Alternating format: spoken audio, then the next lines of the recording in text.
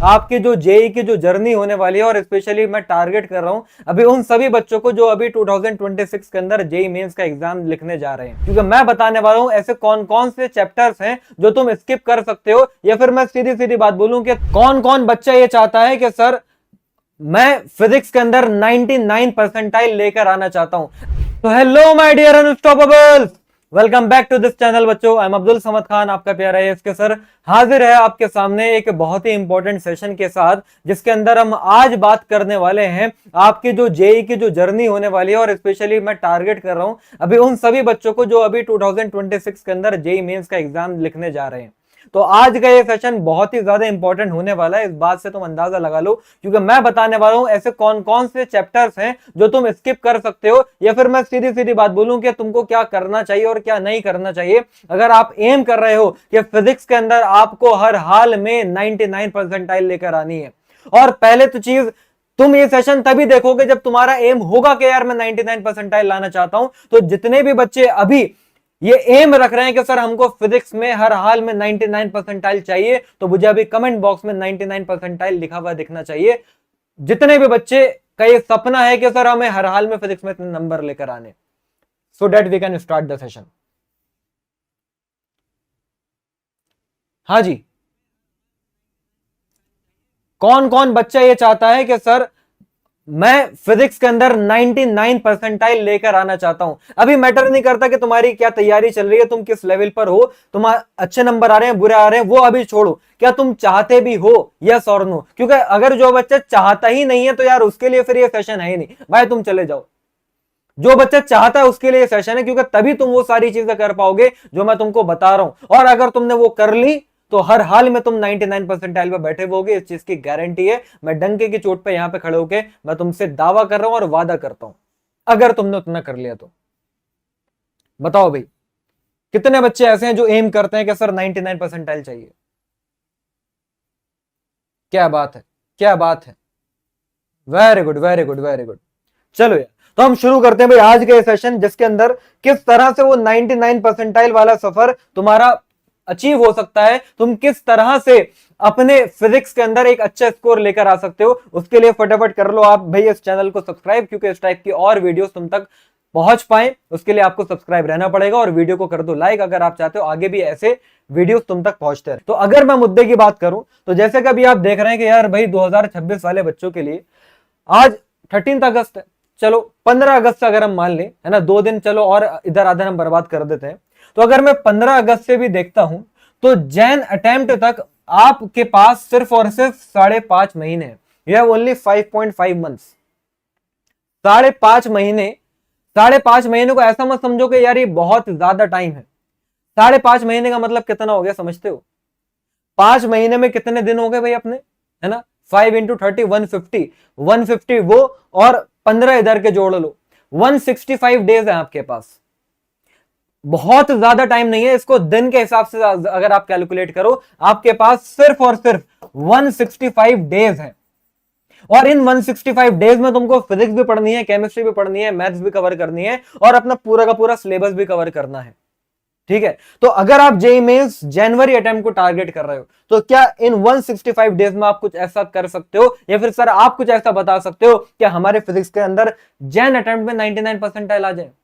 क्यों? क्योंकि उसके बाद तो फिर तुम्हारे बोर्ड के भी एग्जाम होंगे, अगर आप 12th क्लास के बच्चे हैं तो अगर बोर्ड के भी एग्जाम होंगे तो फिर 2 महीने के तो गैप होता है, जिसमें तुम्हें बोर्ड के लिए बहुत अच्छे से प्रिपेयर करना पड़ेगा, क्योंकि बोर्ड वाले भाई साहब रुला रहे हैं हर साल, तो उसको हल्के में नहीं ले सकते। और फिर उसके बाद अपना अप्रैल अटेम्प्ट नेक्स्ट आ गया, फिर उसके बाद अगले महीने अपना एडवांस आ गया। तो हम तो टारगेट तो यही करते हुए चलेंगे कि हमें जैन अटेम्प्ट में ही 99 परसेंटाइल लेकर आना है, एडवांस के लिए अपने आप को क्वालिफाई कर लेना है।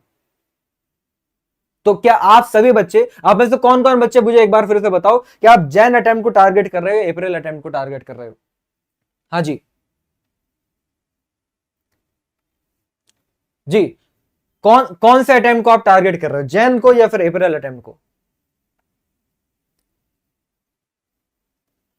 मतलब एज अ टीचर, या फिर अगर मैं अपने एक्सपीरियंस से बोलूं तो बेहतर यह रहता है कि जो भी बच्चा जैन अटेम्प्ट के अंदर अच्छा क्वालिफाई कर जाता है, एडवांस के लिए अच्छी परसेंटाइल लेकर आ जाता है, वो एडवांस में भी फोड़ता है, क्योंकि उसके पास इनफ टाइम मिल जाता है, बोर्ड में भी वो अच्छे नंबर लेकर आ पाता है। तो अगर आप ये अप्रैल सोचे हुए हो ना और जैन को एज अ टेस्ट की तरह सोच रहे हो कि यार ये तो मॉक टेस्ट की तरह दे देंगे, अप्रैल दोबारा से देंगे, तो भाई मैं आपको बता दूं आप गलत फहमी में, आप कहीं ना कहीं ड्रॉपर वाले फेज में जाने वाले हैं, फिर ड्रॉप लेना पड़ जाएगा अगर ध्यान से नहीं समझा तो पहले तो अपना टारगेट स्विच करो टू जैन अटेम्प्ट, ये तुम्हारा टारगेट होना चाहिए, समझे? Very good very good. अब इस पहले ही अटेम्प्ट में तुम कैसे फिजिक्स के अंदर 90 प्लस मार्क्स लेकर आ सकते हो, अब मैं ये तुमको बताने जा रहा हूं। अब देखो मैंने बोला ना 99 परसेंटाइल चाहिए तुमको, 90 प्लस मार्क्स तुमको लाने पड़ेंगे। क्यों लाने पड़ेंगे? क्योंकि अगर आप देखो 2025 की ये रिपोर्ट है, अभी जो हमें अप्रैल अटेम्प्ट के अंदर फिजिक्स आई, भाई बोर्ड से भी इजी आई थी, बोर्ड लेवल के क्वेश्चन थे, बड़ी आसान से फिजिक्स आई थी, है ना? Physics being the easiest one, देख रहे हैं आप, फिजिक्स सबसे आसान थी बाकी तीनों सब्जेक्ट में। अगर 2024 की मैं बात करूं तो भी फिजिक्स इजी आई थी, 2023 की अगर मैं बात करूं तो भी फिजिक्स इजी आई थी। हाँ मैं मानता हूं कि कुछ शिफ्ट के अंदर फिजिक्स टफ आ जाती है, अच्छे लेवल की आ जाती है, और अगर नॉर्मल पेपर की भी मैं बात करूं तो उसमें 3-4 क्वेश्चन अच्छे लेवल के होते हैं, बाकी मॉडरेट और इजी लेवल के ज्यादा क्वेश्चन आ रहे हैं। अब इससे या तो तुम ये समझ सकते हो कि यार फिजिक्स इजी आएगी, तुम अपनी तैयारी जो है वो और बेकार कर दो कि फिजिक्स के ऊपर ध्यान ना दो, या फिर तुम ये सोच सकते हो कि इतने सालों से फिजिक्स इजी आ रही है, ऐसा ना हो कि भैया एनटीए वालों के तो अलग ही डेज चल रहे हैं, मूड स्विंग्स हो रहे हैं उनके, तो ऐसा ना हो कि भैया अगले 2026 में, क्योंकि तुम्हारे साथ ही कांड होते हुए आ रहे हैं हर साल, है ना, तो हो सकता है कि 2026 में फिजिक्स ही सबसे ज्यादा टफ हो जाए, मैथ से भी ऊपर निकल जाए डिफिकल्टी लेवल में फिजिक्स, हो सकता है भाई। आप नीट को देख लो ना, नीट का एग्जाम में क्या हुआ, तो हो सकता है, तो फिजिक्स भी आपके अच्छे लेवल की प्रिपेयर होनी चाहिए। क्यों? दोनों ही केस में अगर आसान आया तो तुमको ज्यादा नंबर चाहिए होंगे अच्छी परसेंटाइल के लिए, और अगर टफ आया तो तुमको ज्यादा क्वेश्चन अटेम्प्ट तुम कर पाओ बाकी बच्चों से और सही कर पाओ, तो भी तुम्हारी परसेंटाइल अच्छी बनेगी। तो यहां पर अगर मैं तुमको मार्क्स वर्सेस परसेंटाइल दिखाऊं ताकि तुमको अच्छे से आइडिया हो कि यार तुम्हारा टारगेट क्या है, क्योंकि जब तक आपको पता नहीं होगा ना कि मुझे जाना कहां है, पहुंचना कहां है, तो फिर तुम निकलोगे भी नहीं। तो आप जरा ये समझो, अभी मैं 2025 का ही दिखाता हूं, ये हमारा जैन अटेम्प्ट का है। तो भाई जिस बच्चे के 99 परसेंटाइल आए हैं फिजिक्स के अंदर, या फिर 99 परसेंटाइल लाने के लिए देखा यह गया कि मैक्सिमम फिजिक्स के अंदर मार्क्स जो बैठ रहे हैं वो बैठ रहे हैं हमारे 87। कितने बैठ रहे हैं? 87। मतलब ये हमारा 23 जैन इवनिंग वाला जो पेपर है वो फिजिक्स का सबसे ज्यादा आसान आया होगा, तभी सबसे मैक्सिमम मार्क्स यहां पर बैठ रहे हैं। और अगर मैं देखूं 28 जैन मॉर्निंग वाला जो पेपर था फिजिक्स का, उसमें हमारे 64 मार्क्स पे 99 परसेंटाइल मिल रही है। 99 परसेंटाइल समझते हो? मतलब तुम उन 1% कैटेगरी वाले बच्चों में आ गए हो। 1% कैटेगरी वाले बच्चों को मतलब समझते हो कि अगर 15 लाख बच्चे हैं तो 15 लाख का 1% वाले बच्चों में तुम हो। तो सोच के देखो 64 नंबर पे मिल रहा है, तो टफ आएगी तो इतने नंबर भी आ जाए बड़ी बात है, और आसान आई तो इतने नंबर लाने पड़ेंगे। तो इसलिए मैं टारगेट ये लेके चलता हूं कि हर बच्चा एम करे कि 90 लेकर आने हैं फिजिक्स के अंदर, है ना। अब चलो ठीक है सर 99 की बात ही नहीं कर रहा, अपनी औकात से बाहर की बात है, तो यार मिनिमम तुमको अगर क्वालिफाई करना है तो 95 परसेंटाइल तो लेकर आओ, वरना तो कोई ढंग का एनआईटी भी तुमको नसीब नहीं होगा। तो उसके लिए भी अगर आप देखो तो 71 सबसे इजीएस्ट पेपर में और 40 सबसे डिफिकल्ट पेपर में। अच्छा ये बात हो गई। अगर मैं अप्रैल अटेम्प्ट की बात करूं तो अप्रैल अटेम्प्ट तो मैंने बताया बहुत ही इजी आया था, तो भाई 90 मार्क्स लाने पर तुमको 99 परसेंटाइल मिल रहे हैं। मतलब फिजिक्स बहुत ही अच्छा गया बच्चों का, तो बहुत अच्छा जाने का मतलब ये नहीं होता कि अपने हम सेफ हैं। सबका अगर बहुत अच्छा गया तो तुम्हारा नुकसान है, समझ रहे हो? तो यहां पर 90 पर 99 परसेंटाइल मिल रहा है, और जो सबसे डिफिकल्ट पेपर गया वहां पर 74 पर। तो हर हाल में तुमको 80-90 नंबर लाने पड़ रहे थे अप्रैल अटेम्प्ट में, क्योंकि बहुत ईजी आया। 95 परसेंटाइल के लिए भी देख लो, यहाँ 55 और यहाँ पर 73। मतलब मोटी मोटी बात ये निकल कर आ चुकी है मेरे प्यारे बच्चों, जरा समझो तुम ध्यान से, तुमको 90 नंबर लाने ही लाने हैं आउट ऑफ 100। मैथ्स में तुमको भी पता है कि भैया 100 में से 90 तो नहीं आने वाले, जिस लेवल की मैथ्स आती है। तो बचा तुम्हारे पास दो ही ऑप्शन, एक तो फिजिक्स और एक केमिस्ट्री। अब अगर तुम ये सोच रहे हो सर सिर्फ और सिर्फ हम फिजिक्स और केमिस्ट्री के दम पे ही अब 99 परसेंटाइल लेकर आ जाएंगे, तो ऐसा भी नहीं है, मैथ्स भी तुमको करनी पड़ेगी। लेकिन हाँ, फिजिक्स और केमिस्ट्री को, जिस बच्चे की फिजिक्स और केमिस्ट्री बहुत ज्यादा अच्छी होती है तो वो ही अच्छा एक स्कोर लेकर आ पाता है और एक अच्छी परसेंटाइल लेकर आ पाता है, ये इतिहास गवाह है। समझ रहे? समझ रहे? तो अब जरा आप बस ये समझो कि 2026 के, अब आप लोग बताओ आपकी तैयारी क्या चल रही है। मतलब मैं सीधी सीधी घुमा फिरा के बात नहीं कर रहा, मैं टॉपिक पर मुद्दे पे आ रहा हूं। मुझे अब आप ये बता दो कि क्या आप वो बच्चे हो जो कह रहे हैं सर बहुत ही बढ़िया मजा आ रहा है, जिस चैप्टर को खोलता हूं उसकी सारी की सारी डेरिवेशन मुझे अच्छे से आती हैं, सारे के सारे कॉन्सेप्ट मुझे बढ़िया से याद है, वो छोड़ो मुझे हर एक फॉर्मूला टिप्स पर याद है, हर कांस्टेंट की वैल्यूज याद है ना, ये सारी बातें मुझे मालूम है, और मैं जो जेईई मेंस का पीवाईक्यू उठा कर बैठता हूं वो मुझसे सॉल्व हो जाता है। अगर आप ये वाली कैटेगरी में हो तो भाई आप 99 परसेंटाइल वाली कैटेगरी में ऑलरेडी आते हैं। This session is not for you, अगर आप ए वाली कैटेगरी में है, ठीक है, ये आपके लिए सेशन नहीं है। आप जैसे जो कर रहे हो वैसे करते रहो, ज्यादा परेशान मत हो। दूसरा, सर समझ तो आता है पर न्यूमेरिकल में कई बार फंस जाता हूं। बेसिक लेवल के हो जाते हैं, अच्छे लेवल के नहीं होते। क्या आप इस कैटेगरी में है तो मुझे बताइए, क्या आप बी वाली कैटेगरी में है? या फिर सर वेक्टर जो हमने पढ़ा था क्लास 11 में, यूनिट्स एंड मेजरमेंट के बाद वेक्टर, उसके आगे मैं बढ़ ही नहीं पा रहा, उसके आगे तो सब ऐसा लग रहा है सब कुछ धुंधला धुंधला सा दिखाई दे रहा है। सर फिजिक्स बर्बाद हो रखी है सर, ऐसा लग रहा है कि दोबारा से जन्म लेना पड़ेगा, 9th क्लास से मैं तैयारी शुरू करूंगा तब जाके कुछ हो पाएगा। मैं सी वाली कैटेगरी में हूं सर, मतलब मुझे लग रहा है कि ज्यादा से ज्यादा अगर मेरे 40 भी नंबर आ जाए तो बहुत बड़ी बात है। अगर ऐसा है तो आप सी वाली कैटेगरी में हो, मुझे बताओ आप कौन सी वाली कैटेगरी में, ईमानदारी से सबसे पहले अपने आप को पहचानो। आप जब तक अपने अंदर इंप्रूवमेंट नहीं करवा सकते, जब तक आपको खुद को नहीं मालूम कि अभी आप हो किस लेवल पे, आप कहां से इंप्रूव करोगे? पहले अपने आप को इन तीनों कैटेगरी में से बांटो, बताओ आप कौन से कैटेगरी में आते हो, ए में, बी में, सी में। बी वाली वो कैटेगरी के बच्चे हैं जो ठीक है बेसिक लेवल के क्वेश्चन कर पा रहे हैं, जेईई मेंस के भी कुछ कुछ क्वेश्चन हो जाते हैं, कुछ नहीं हो जाते, आखिर तक करते करते करते करते ये वो बच्चे हैं जो मतलब 50 से 60 नंबर ले आएंगे। एक्सपीरियंस मैं बच्चों को देख के बता देता हूं भाई, इस टाइम पर बच्चे की कंडीशन देखकर मैं बता देता हूं कि कितने नंबर आएंगे। पिछले 3 साल से बच्चों को देख के मैं बता देता हूं कि कितने नंबर आएंगे, और 1-2 नंबर ही ऊपर नीचे होते हैं। इतनी एक्यूरेसी हो गई है मुझे प्रेडिक्ट करने की। तो अब आप बताओ कि आप इन तीनों में से कौन सी कैटेगरी में, ए बी सी? ठीक है, ज्यादातर देखो बच्चे सी लिख रहे हैं, बी लिख रहे हैं, सी और बी वाले ज्यादा हैं।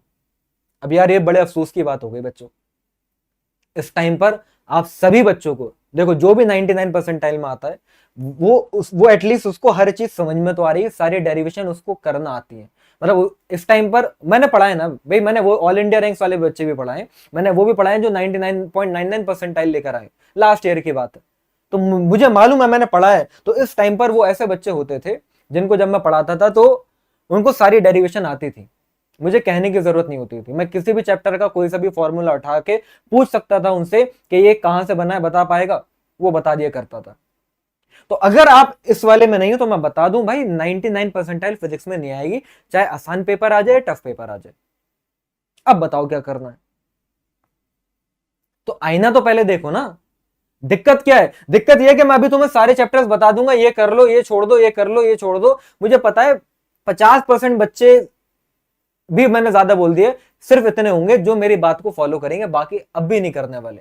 वो फिर कोई और से जाके वीडियो देख रहे होंगे 3 महीने के अंदर कौन कौन से चैप्टर्स करें, फिर आखिर में जाके वो देख रहे होंगे लास्ट 1 मंथ में कौन कौन से चैप्टर पढ़े, कौन से ऐसे 10 चैप्टर हैं जो पढ़े जिससे हमारा सब कुछ हो जाएगा।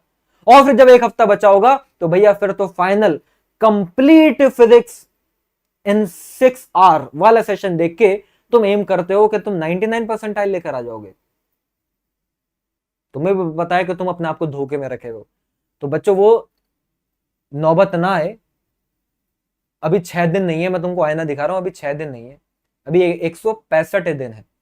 और ईमानदारी से बता रहा हूं, अगर तुम करने पे आ गए, और तुमको भी मालूम है अगर तुम करने पे आ गए तो पॉसिबल है। क्या तुम तैयार हो करने के लिए? जो मैं बता रहा हूं, मैं फिर बता रहा हूं, मैं मेहनत से हर एक बात सोच समझ के यहां पर लेकर आया हूं, पूरी रिसर्च करके आया हूं कि तुमको क्या पढ़ना चाहिए क्या नहीं पढ़ना चाहिए। ये सारी बातें अगर मैं तुमको बता रहा हूं तो मैं ये चाहूंगा कि जो मैं बात बताऊं बच्चा उसको फिर ब्लाइंडली फॉलो करे। क्या तुम वो करने के लिए तैयार हो, यस और नो?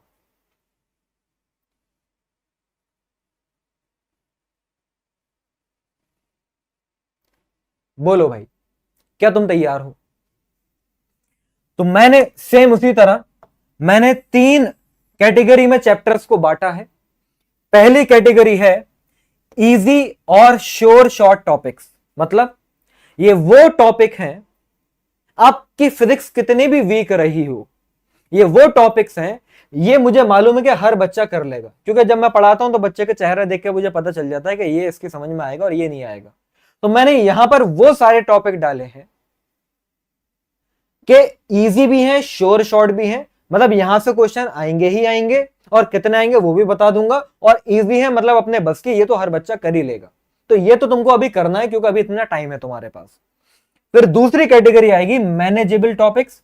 ये वो टॉपिक होंगे जिसके लिए तुमको थोड़ा सा एफर्ट करना पड़ेगा और एफर्ट मारना पड़ेगा, ठीक है, लेकिन ये भी हो जाएगा।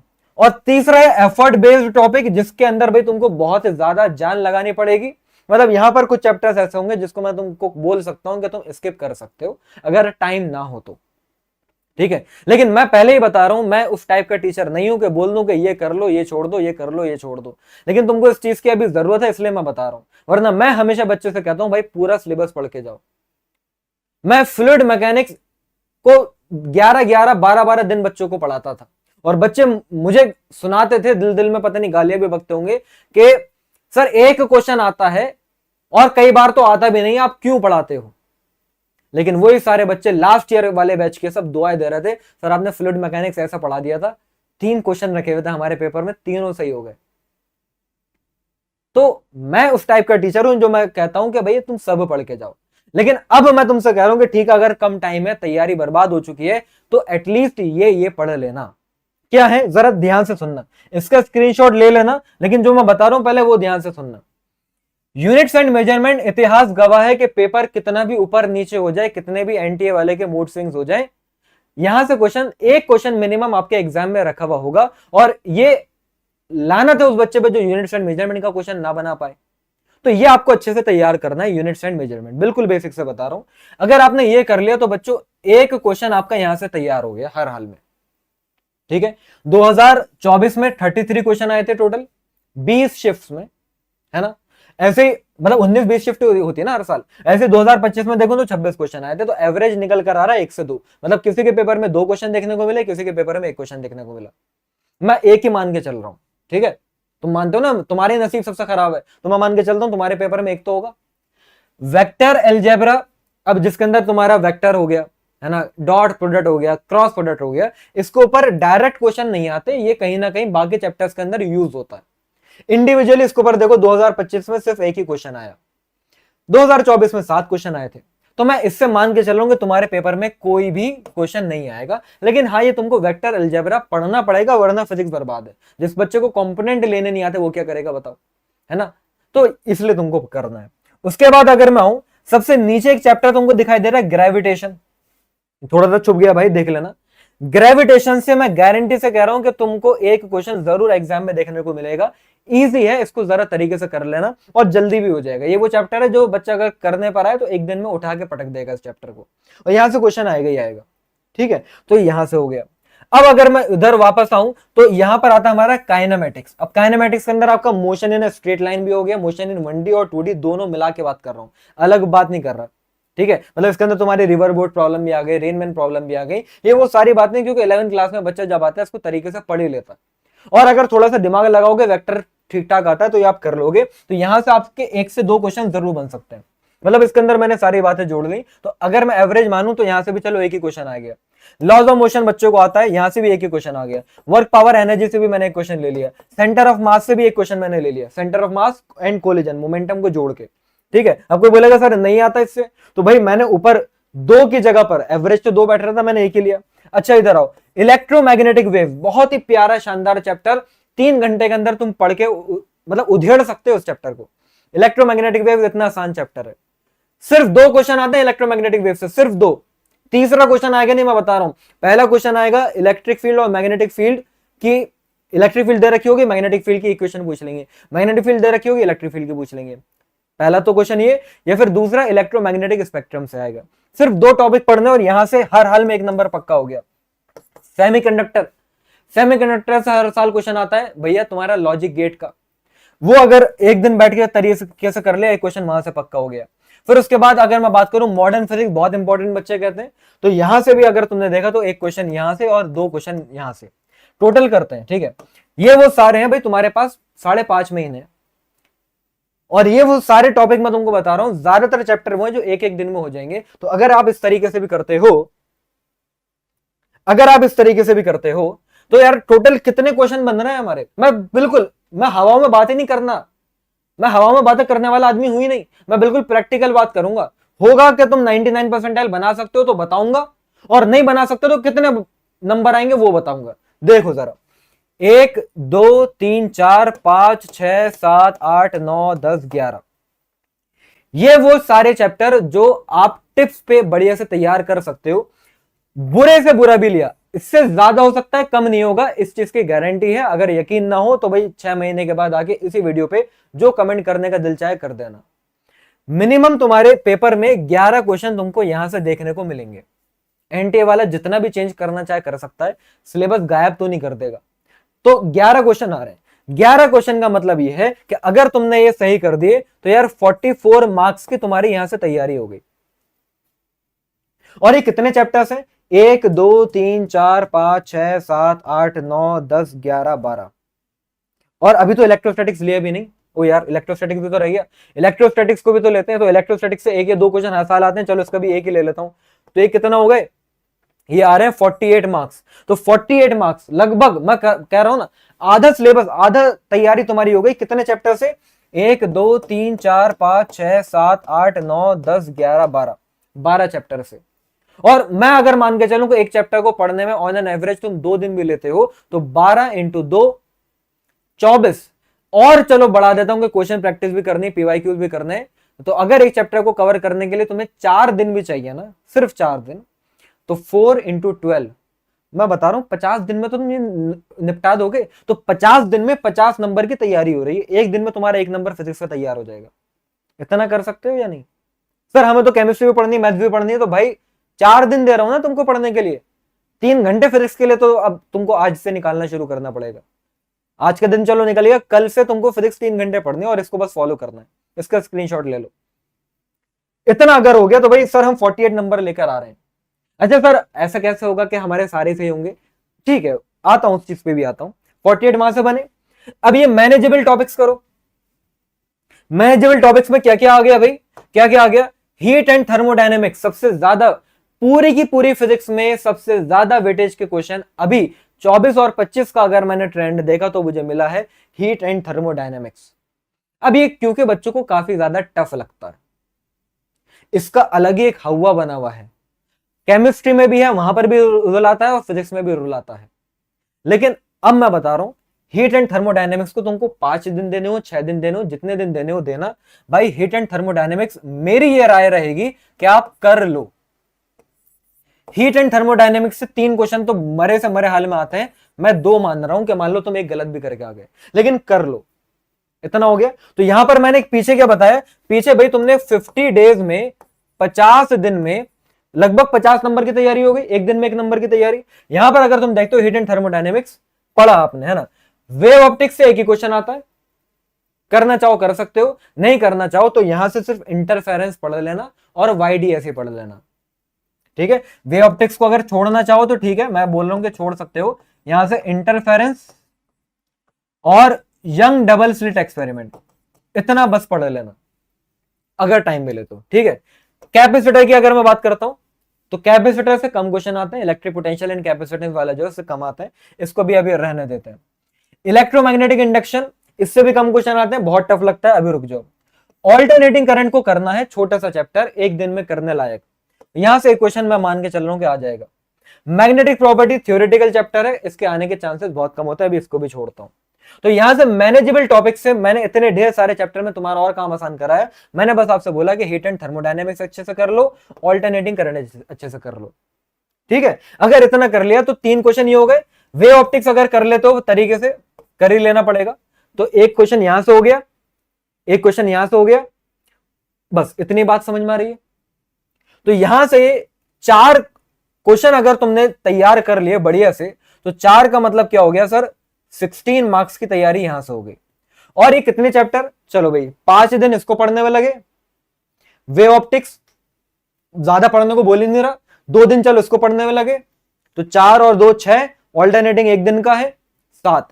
चलो टोटल मिला के 8 दिन में 8 दिन में तुमने 16 नंबर यहां से बना लिए, 8 दिन में 16 नंबर यहां से बना लिए। फिर आते हैं effort based topic.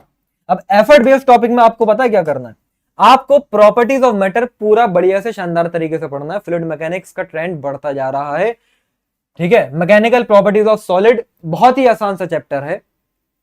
Young double slit experiment, sorry young models के ऊपर ही क्वेश्चन आता है, वो कर लो अच्छे से। दूसरा अगर मैं आपसे बोलूं फ्लूइड मैकेनिक्स थोड़ा सा लेंदी है, उसको बर्नौलिस वगैरह के ऊपर क्वेश्चन आ जाते हैं, वो करना पड़ेगा। ये अगर आप कर ले तो अभी आपके ऊपर डिपेंड करता है भाई, मैं अपने पर्सनल राय में आपको दे रहा हूं। हो सकता है भाई फ्लूइड मैकेनिक्स कोई पढ़ना ही नहीं चाहता हो, उसको रोटेशन आता हो, भाई तुम रोटेशन कर लेना। लेकिन अगर मैं यहां से देखूं तो फ्लूइड मैकेनिक्स अगर तुम कर लेते हो तो 2 क्वेश्चन तुम्हारे यहां से बन जाएंगे, क्योंकि एक मैकेनिकल प्रॉपर्टीज ऑफ सॉलिड्स आएगा और एक फ्लूइड मैकेनिक्स आ जाएगा। दूसरा रे ऑप्टिक्स, रे ऑप्टिक्स बहुत ज्यादा वेटेज रख रही है, वेटेज बढ़ती जा रही है। देखो 21 में सिर्फ एक ही क्वेश्चन आया करता था, मतलब 2024 में सिर्फ एक ही क्वेश्चन आया करता था, 2025 में इससे एक ही पेपर में 3-3 क्वेश्चन भी देखने को मिले। तो यहां से अगर मैं एवरेज निकालूं तो रे ऑप्टिक्स तुम कर लो, लेकिन ये टाइम टेकिंग है, ये ज्यादा समय लेगी, ठीक है। करंट इलेक्ट्रिसिटी की वेटेज बहुत ज्यादा थी, अचानक से गिर गई, लेकिन छोड़ने लायक चैप्टर नहीं है, हो सकता है दोबारा से पढ़ जाए। तो करंट इलेक्ट्रिसिटी से हर साल 2 क्वेश्चन आते थे, यहां पर इस बार मैं एक ही मान लेता हूं। मैग्नेटिक इफेक्ट्स ऑफ करंट कर लो, यहां से भी एक ही क्वेश्चन मान लेता हूं। तो अगर तुमने इतना भी कर लिया तो 4, 5, 6, तो 6 × 4 दैट इज 24 मार्क्स तो तुम्हारे यहां से तैयार हो गए।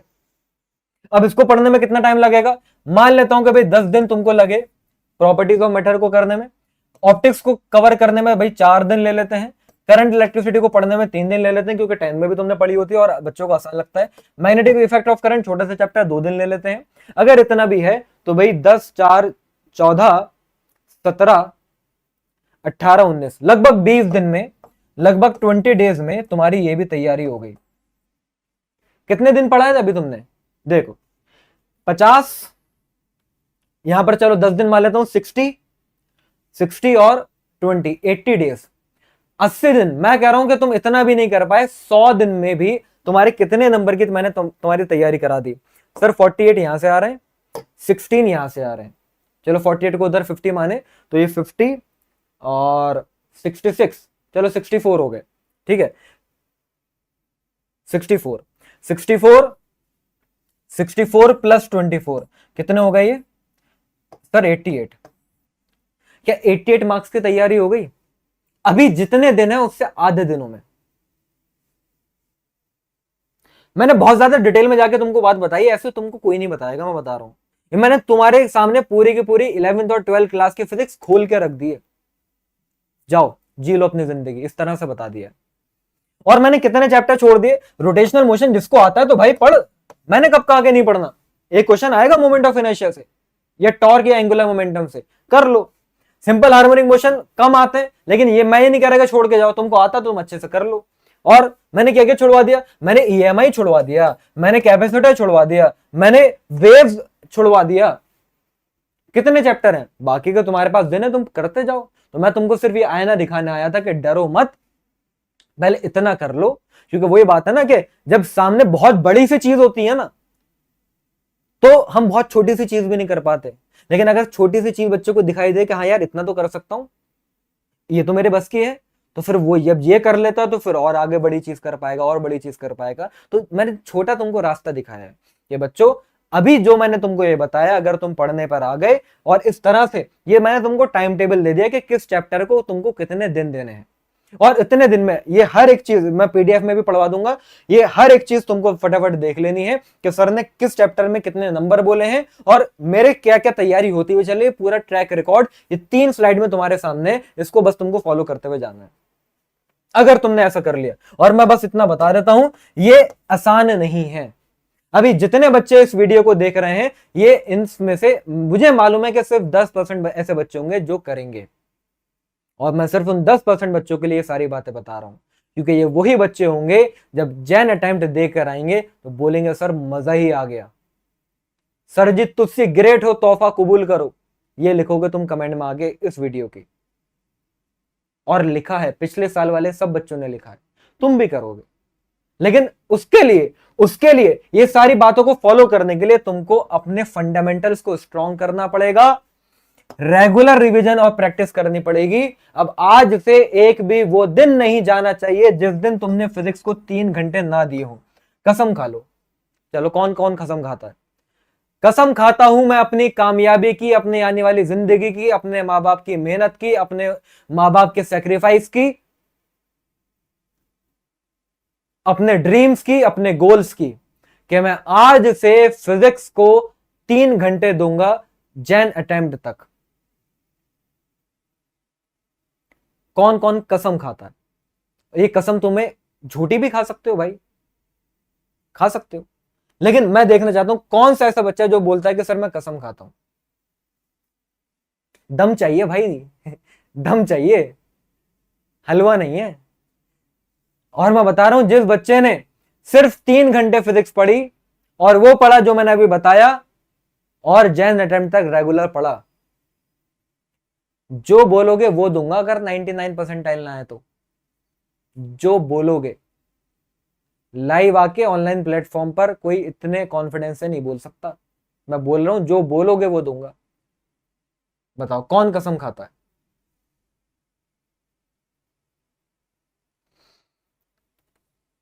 चलो मैं देखता हूं भाई नाम तुम्हारे।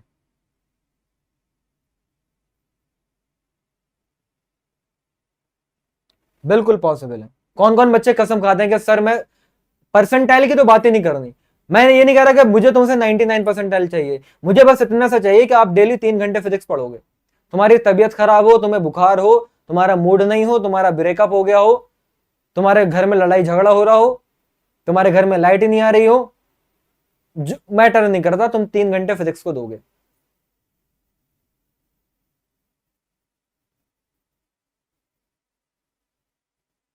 आदर्श कह रहा है कि सर मैं तैयार हूं।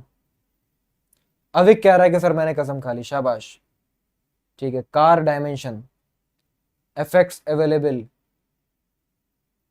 Very good. चलो ठीक है बच्चों, तो डेडिकेशन चाहिए, कंसिस्टेंसी चाहिए भाई, उसके के साथ करोगे। अब देखो, अब जब तुम कोई भी चैप्टर पढ़ोगे ना तो उसके भी एक तरीका मैं तुमको बता देता हूं पढ़ने के, इस तक मतलब तरीका क्या है, क्योंकि अगर तुम इसको फॉलो नहीं करोगे, सब पढ़ लिया तो यार तो भी कुछ ना कुछ गड़बड़ रह जाएगी। पहली चीज कि आपको कॉन्सेप्ट लर्निंग पर ध्यान देना है और नोट्स बनाने हैं। जो भी मैंने आपको चैप्टर बताए, है ना, जैसे कि भाई मैंने आपको चैप्टर बताया वर्क पावर एनर्जी, तो वर्क पावर एनर्जी आपको सबसे पहले पढ़ना पड़ेगा। तो आप पहले उसको अच्छे से पढ़ो, उसके सारे कॉन्सेप्ट सीखो। मेरे वन शॉट पढ़े हुए हैं, जहां से भी तुम पढ़ते हो, अपने कोचिंग में जाते हो, जहां से भी पढ़ते हो तुम पढ़ो, और अपने प्रॉपर नोट्स बना लेना। नोट्स आपके अपने होने चाहिए। सर नोट्स तो आप पीडीएफ फॉर्म में डाल देते हो, सर नोट्स तो हमारे वो वाले सर के हैं, सर मेरे दोस्त के बहुत अच्छे शानदार शानदार है ना फूल बने हुए नोट्स हैं। मैं बता रहा हूं, नोट्स तुम्हें अपने बनाने। याद रखना, याद रखना, दूसरे की बीवी और दूसरे के नोट्स कभी तुम्हारे वफादार नहीं हो सकते। अब तुम्हारे लिए बीवी वाला वर्ड सही नहीं रहेगा, तो दूसरे की गर्लफ्रेंड और दूसरे के नोट्स कभी भी एक्सपेक्ट मत करना कि वो तुम्हारे वफादार रहेंगे और तुम्हारा साथ देंगे। आखिरी वक्त पे आके जरूर तुमको धोखा देंगे। तो नोट्स अपने बना लेना। दूसरी बात, फिर जब हो गया तो हल्का हाथ रखो अपने ऊपर। आल इज वेल कहते हुए आगे बढ़ना है। एकदम से नहीं कि एडवांस के क्वेश्चन, सर चैप्टर पढ़ दिया, सर वन शॉट देख लिया, मोटिवेशन आ गया, सर एडवांस के क्वेश्चन ले आओ, और पहले देखते ही हो गया फिर काम खराब।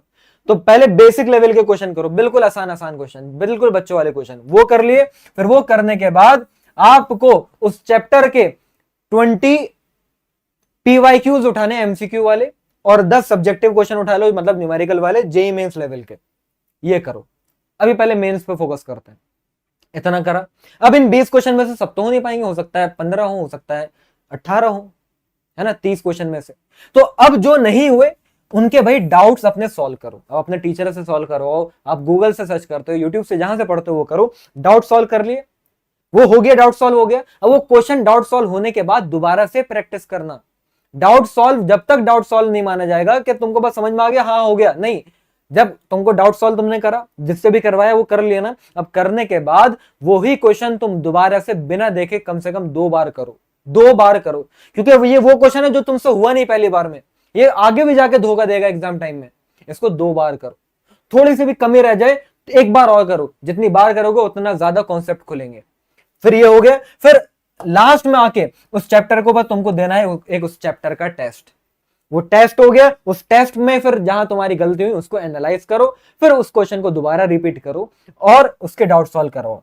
तो अगर तुमने हर एक चैप्टर का इस तरह से इस फ्लो चार्ट को फॉलो किया है, एक भी चीज को स्किप नहीं करा है, तो मैं ये मान सकता हूं कि तुम्हारे हर हाल में बच्चे 90 प्लस नंबर आ जाएंगे। बस इसको फॉलो। तो मिलते हैं बच्चों इसी टाइप से अगले सेशन में। अगर सेशन अच्छा लगा हो, काम का लगा हो, तो ये सेशन खत्म होते ही, लाइव चैट खत्म होते ही कमेंट में जरूर बता के जाना कि आपको आज का ये सेशन कैसा लगा। और इस टाइप का और भी आपको सेशन चाहिए तो आपके लिए ये बंदा हमेशा हाजिर रहेगा। मेरी ऊपर वाले से दुआ है कि आप हर एक बच्चा फिजिक्स के अंदर फोड़ कर आए, फिजिक्स में क्या ओवरऑल जेईई मेंस में फोड़ कर आए और अपनी जिंदगी में कामयाब हो, अपने माँ बाप का नाम रोशन करे, अपने सर का नाम रोशन करे। बस इसी में मेरी कामयाबी है। तो मिलते हैं बच्चों अगले सेशन में। जब तक के लिए tata bye bye, see you, जय हिंद।